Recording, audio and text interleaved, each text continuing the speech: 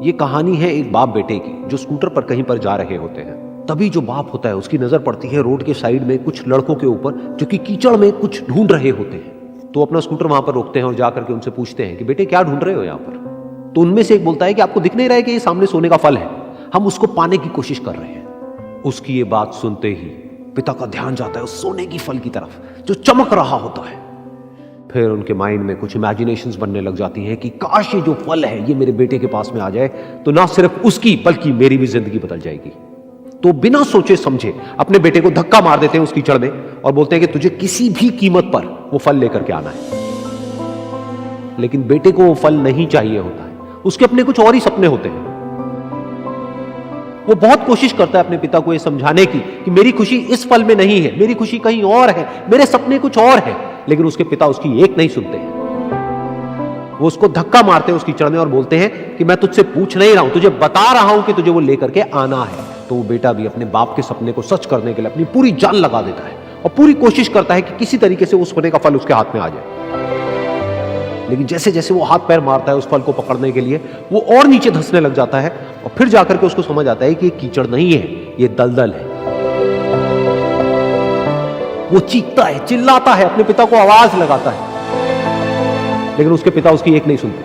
बोलते हैं कि बहाने मत बना, और भी लोग हैं वहां पर जो कर रहे हैं, तो जब वो कर सकते हैं तो तू क्यों नहीं कर सकता। तो एक बार वो फिर से कोशिश करता है और अपनी पूरी जान लगा देता है, लेकिन उसके बाद भी उसके हाथ में कुछ नहीं आता है और वो धीरे धीरे नीचे धंसता चला जाता है और मर जाता है। तब जाकर के उसके पिता को एहसास होता है कि उससे कितनी बड़ी गलती हो गई। वो वहीं बैठ करके रो रहा होता है, चीख रहा होता है, चिल्ला रहा होता है। तभी वहां पर एक साधु आता है और वो साधु उस आदमी से पूछता है कि तुम क्यों रो रहे हो। फिर वो आदमी उस सोने के फल की तरफ इशारा करते हुए उस साधु को अपनी पूरी बात बताता है और बोलता है कि इसमें मेरी क्या गलती है, मैंने तो जो कुछ भी किया अपने बेटे की खुशी के लिए किया।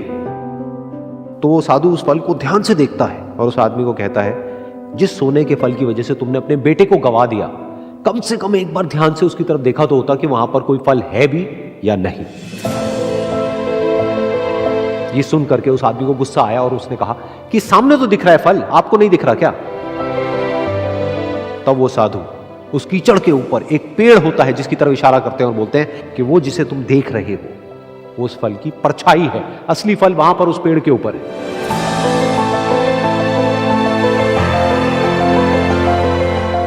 फिर वो साधु उस आदमी को बोला कि अपने बेटे को जबरदस्ती धक्का देने की बजाय और उसको बताने की बजाय कि तेरी खुशी किसमें है, अगर तुमने उससे पूछा होता कि बेटा तू बता तू क्या करना चाहता है और तेरी खुशी किसमें है, तो ना सिर्फ तुम्हारा बेटा जिंदा होता बल्कि हो सकता है कि उसके हाथ में वो असली सोने का फल भी होता।